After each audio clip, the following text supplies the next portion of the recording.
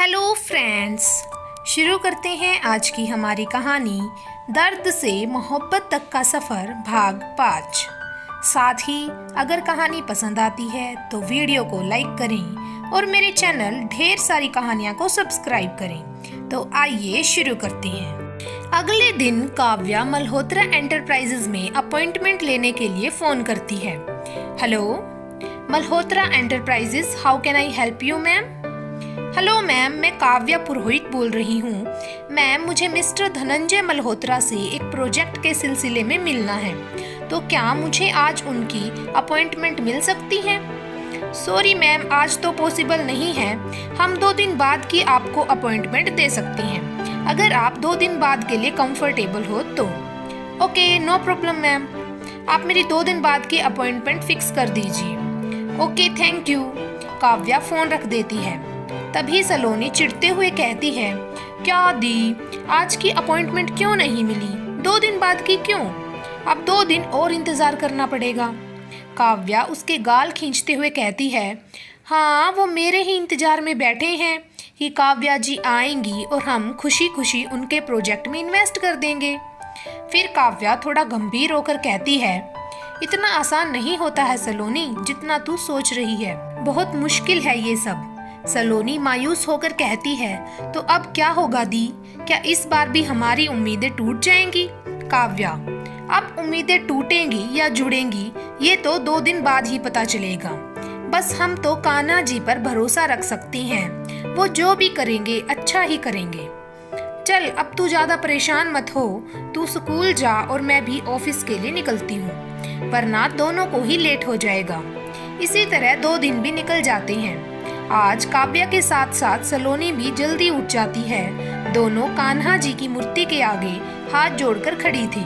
काव्या, कान्हा जी, आज बहुत दिनों के बाद एक बार फिर से एक उम्मीद की किरण दिखी है, पर एक डर भी लगा है कि कहीं ताऊ जी फिर से कोई परेशानी खड़ी ना कर दे। आज आपके साथ की बहुत जरूरत है। सलोनी, कान्हा जी, सोना दी आपको बहुत मानती हैं। आज वो पापा के सपने को पूरा करने के लिए फिर एक कदम बढ़ा रही हैं। आज आप कुछ गलत मत होने देना, प्लीज। आज आप सोना दी के साथ रहना।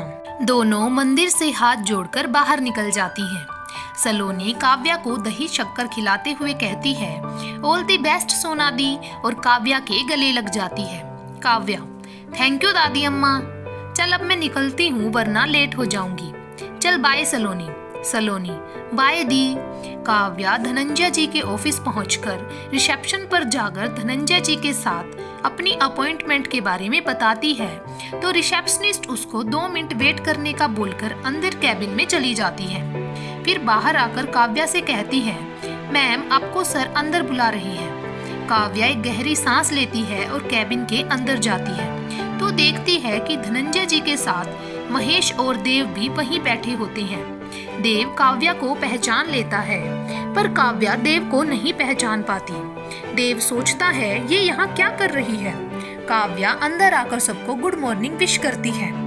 हेलो सर, मेरा नाम काव्या पुरोहित है। देव काव्या को बैठने का इशारा करते हुए कहता है, गुड मॉर्निंग मिस काव्या। तो आप किसी प्रोजेक्ट के बारे में हमसे बात करना चाहती थी, तो बताइए क्या है आपका प्रोजेक्ट?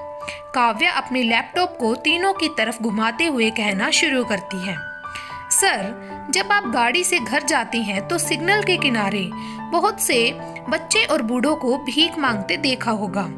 कुछ को हम पैसे, खाना या कुछ जो हमसे हो सकता है, हम उनसे उनकी मदद करते हैं, पर हम वो मदद हर एक बच्चे या बूढ़े तक नहीं पहुंचा पाते। तो सर, मेरा ये प्रोजेक्ट उनके लिए ही है कि अब हम उनकी मदद ना करें, बल्कि वो अपनी मदद अपने आप करें। आप सोच रहे होंगे कि ऐसा कैसे हो सकता है। सर, जो आपको ये प्लॉट दिख रहा है, इस पर कोई भी मल्टीप्लेक्स या मॉल कुछ भी बन सकता था, पर सर, मैं यहाँ एक ऑर्फनेज और एक ओल्ड एज होम खोलना चाहती हूँ, जहाँ हम ऐसे लोगों की मदद कर सकें। क्योंकि सर, कोई भी इंसान भीख नहीं मांगना चाहता, वो तो उनके हालात उनको ऐसा करने पर मजबूर कर देते हैं। सर, मैं उनके लिए कुछ करना चाहती हूँ, क्योंकि सर, हर एक इंसान में कुछ ना कुछ हुनर जरूर होता है। सर, हमें बस उनके उस हुनर को निखारना है। सर, मैंने ऐसे लोगों की आंखों में बेबसी देखी है और यहाँ सबसे ज़्यादा फायदा बेबस इंसान का ही उठाया जाता है। हमें उन्हें बस इस बेबसी से बाहर निकालना है। अगर आप इसे प्रमोट करेंगे तो सर इसमें आपका भी प्रॉफिट है। इससे आपकी गुडविल और बढ़ेगी और आपकी कंपनी को और इन्वेस्टर्स मिलेंगे। मैं बस इतना चाहती हूँ कि आप मेरे इस प्रोजेक्ट में इन्वेस्ट करें। मुझे इसमें कोई क्रेडिट भी नहीं चाहिए। आप कुछ और पूछना चाहते हैं तो आप पूछ सकते हैं। धनंजय जी, बेटा आपका प्लान तो बहुत अच्छा है, हमारा प्रॉफिट भी है, पर आप इस प्लॉट और इस प्लान के बदले हमसे क्या चाहती हैं? काव्या मुस्कुराते हुए कहती है, सर मैं आपसे सिर्फ इतना चाहती हूँ कि आप इस प्रोजेक्ट में इन्वेस्ट करें और मुझे कुछ नहीं चाहिए। महेश, शायद आप पिताजी की बात नहीं समझी। वो ये कहना चाहते हैं कि आप इस प्रोजेक्ट के लिए क्या अमाउंट चाहती हैं या प्रॉफिट में कोई शेयर चाहती हैं? काव्या, नहीं सर, मुझे इस प्रोजेक्ट में कोई शेयर नहीं चाहिए। मैं बस इस प्रोजेक्ट को पूरा होते देखना चाहती हूँ। महेश, लेकिन क्यों बेटा? काव्या, सर आपके लिए ये एक प्रोजेक्ट है, पर मेरे लिए ये मेरे पापा का सपना है जो मैं किसी भी कीमत पर पूरा करना चाहती हूँ। सर मुझे इस प्रोजेक्ट में कोई शेयर नहीं चाहिए, मैं बस इस प्रोजेक्ट को पूरा होते देखना चाहती हूँ। महेश, और अगर अभी आपके फादर ने इस प्रोजेक्ट पर क्लेम कर दिया तो? काव्या, सर वो अब इस दुनिया में नहीं है। Mahesh, oh I am sorry बेटा। Kavya, it's okay sir. Dhananjay ji बहुत देर से चुपचाप बैठे देव को देख रहे थे। देव मुस्कुराते हुए बहुत प्यार से काव्या को देख रहा था कि तभी धनंजय जी बोल पड़ते हैं, अरे देव तुम्हें कुछ नहीं पूछना? देव सकपकाते हुए कहता है, जी दादाजी। तभी काव्या बोल पड़ती है, या सर, अगर आपको कुछ पूछना है तो आप पूछ सकते हैं। देव, मिस काव्या, पर ये प्रोजेक्ट थोड़ा पर्सनल नहीं हो जाएगा? काव्या मुस्कुराते हुए कहती है, सर अगर हम किसी भी काम को पर्सनली नहीं लेंगे तो वो काम कभी पूरा ही नहीं हो पाएगा। देव तो बस काव्या की आवाज सुनना चाहता था, तभी बस काव्या से सवाल जवाब कर रहा था। महेश जी अपनी जगह से खड़े होते हैं और काव्या के सर पर हाथ रखकर कहते हैं, बेटा आप जैसी बेटी भगवान सबको दे। काव्या की आंखें नम हो जाती हैं। महेश, क्या हुआ बेटा, मैंने कुछ गलत कह दिया क्या? काव्या, नहीं नहीं सर, ऐसा नहीं है। आज बहुत दिनों के बाद किसी ने इतने प्यार से सर पर हाथ रखा है तो मुझे अपने पापा की याद आ गई। तभी धनंजय जी बोल पड़ते हैं, पर मेरी एक कंडीशन है। काव्या, मुझे आपकी सारी कंडीशन मंजूर है सर। बहुत दिनों बाद मुझे अपने पापा का सपना पूरा होता दिख रहा है सर, और अब मैं पीछे नहीं हट सकती। धनंजय जी, तुम्हें देव की पर्सनल असिस्टेंट बनकर इस ऑफिस में काम करना होगा। देव, लेकिन दादू वो पोस्ट तो रिया संभालती है। धनंजय जी, जानता हूँ, वैसे भी रिया की शादी होने वाली है और वो ये जॉब छोड़ने ही वाली है, तो जब हमें मिस काव्या के तौर पर एक अच्छी एम्प्लॉय मिल रही है तो हम इन्हें ही क्यों ना हायर कर लें? अगर तुम्हें कोई दिक्कत है तो रहने देते हैं फिर। देव, नहीं नहीं दादू, जैसा आपको ठीक लगे, मुझे क्या दिक्कत हो सकती है। धनंजय जी, तो ठीक है मिस काव्या, अगर आपको हमारी ये कंडीशन मंजूर है तो हम इस प्रोजेक्ट में इन्वेस्ट करने को तैयार हैं। क्यों महेश, ठीक कह रहा हूँ ना? महेश, बिल्कुल पिताजी, और मिस काव्या एक्सपीरियंस्ड भी हैं, मुझे क्या दिक्कत होगी। धनंजय जी, तो बोलिए मिस काव्या, आपको हमारी ये कंडीशन मंजूर है? काव्या खुश होते हुए कहती है, सर ये मेरे लिए कंडीशन नहीं बल्कि अपॉर्चुनिटी है। मुझे आप लोगों के साथ काम करने का मौका मिलेगा, इससे बड़ी खुशी की बात मेरे लिए क्या हो सकती है। ओके मिस काव्या, आप 10 मिनट वेट कीजिए, आपका अपॉइंटमेंट लेटर आपको आज ही मिल जाएगा और आप कल से ऑफिस ज्वाइन कर सकती हैं। महेश जी कहते हुए कैबिन से बाहर चले जाते हैं और काव्या भी बाहर आ जाती है। धनंजय जी देव से कहते हैं, क्या बात है, आज तो पूरी मीटिंग के दौरान किसी के चेहरे से मुस्कुराहट जाने का नाम ही नहीं ले रही थी। ऐसा कुछ नहीं है दादू, कहकर देव मुस्कुराता हुआ कैबिन से बाहर निकल जाता है। बेटा, तुझसे ज्यादा दुनिया देखी है इन आंखों ने, वजह चाहे कुछ भी हो, लेकिन तुझे आज खुश देखकर मुझे बहुत खुशी हुई और भगवान तेरी इस खुशी को किसी की नजर ना लगे। देव बाहर निकलता है तो उसे काव्या सामने बैठे दिख जाती है। वो काव्या के पास जाकर कहता है, hello miss Kavya. Hello sir, आप प्रेजेंटेशन बहुत अच्छा देती हैं। जिस तरह से आपने अभी अंदर सबको अपने प्रोजेक्ट के लिए कन्विंस किया, I appreciate you. Thank you sir. आपने शायद मुझे पहचाना नहीं। सॉरी सर, मैं कुछ समझी नहीं। आप कुछ गलत मत समझिए, आपको शायद याद नहीं है। उस दिन आप मार्केट में मुझसे टकरा गई थी और हमारे फ़ोन टूट गए थे। ओह सॉरी सर, मैं उस दिन आपको ठीक से सॉरी भी नहीं कह पाई थी। और मैंने इट्स ओके मिस काव्या, कल मिलते हैं और मुझे पंक्चुअलिटी बहुत पसंद है। देव मुस्कुराता हुआ वहाँ से चला जाता है। काव्या गहरी सांस लेते हुए कहती है, यार ये तो बहुत अकड़ू लग रहा है, मैं कैसे काम कर पाऊंगी इनके साथ। थोड़ी देर में महेश जी धनंजय जी के पास आकर कहते हैं, पिताजी आपने एकदम से काव्या को हमारे ऑफिस में जॉब ऑफर कर दी, मुझे कुछ समझ नहीं आया।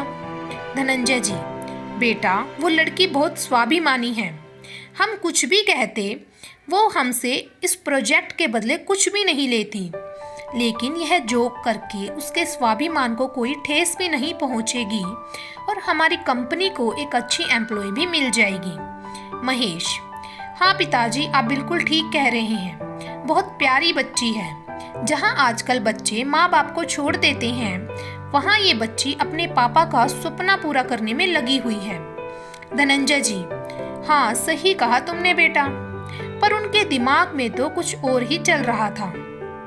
काव्या घर पहुंचते ही सलोनी को गले लगाते हुए कहती है, सलोनी आज मैं बहुत खुश हूँ, अब मैं पापा का सपना पूरा कर पाऊंगी।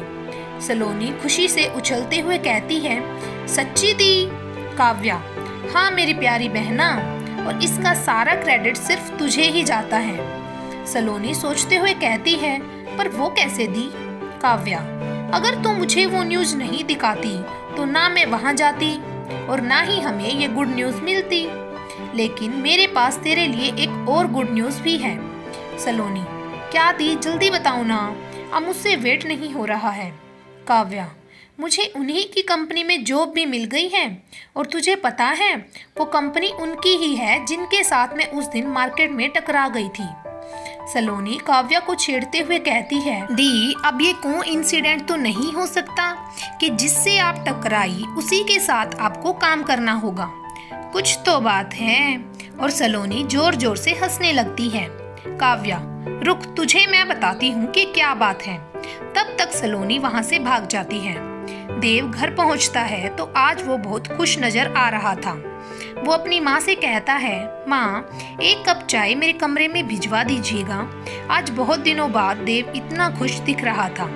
सरिता जी, हाँ बेटा क्यों नहीं। मगर सरिता जी कुछ कहती तब तक देव अपने रूम में जा चुका था। तभी धनंजय जी वहाँ आ जाते हैं और सरिता जी से कहते हैं, क्या हुआ बहू, यहाँ ऐसे क्यों खड़ी हो? सरिता जी, पिताजी आज ऑफिस में कुछ हुआ है क्या? देव आज कुछ बदला बदला लग रहा है। धनंजय जी हंसते हुए कहते हैं, बहू मुझे लगता है कि हमारे देव को बहुत जल्द जीने की वजह मिलने वाली है। सरिता जी खुश होते हुए कहती है, क्या आप सच कह रहे हैं ना पिताजी? कौन है वो? धनंजय जी काव्या के बारे में सरिता जी को सब बता देते हैं। सरिता जी, भगवान करे जैसा आप कह रहे हैं सब वैसा ही हो पिताजी, मैं अपने देव को इसी तरह खुश देखना चाहती हूँ। वहीं काव्या अपने पापा की फोटो के सामने खड़ी थी। पापा, आज मुझे आपका सपना पूरा होते दिख रहा है, बस आप मुझे इतना आशीर्वाद दीजिए कि अब मेरे रास्ते में कोई परेशानी ना आए। कल से मैं एक नए सफ़र की शुरुआत कर रही हूँ, आप हमेशा मेरे साथ रहना पापा। वहीं देव भी इसी सोच में था कि क्या ये किसी नए सफ़र की शुरुआत है, और यही सोचते सोचते दोनों को कब नींद आ जाती है उन्हें पता ही नहीं चलता। पर आने वाला कल उनके लिए क्या लाने वाला था वो दोनों ही इससे बिल्कुल अनजान थे। आगे की कहानी आपको मिलेगी अगले भाग में, तब तक के लिए हमसे जुड़े रहें और ऐसे ही प्यार बनाए रखें। धन्यवाद।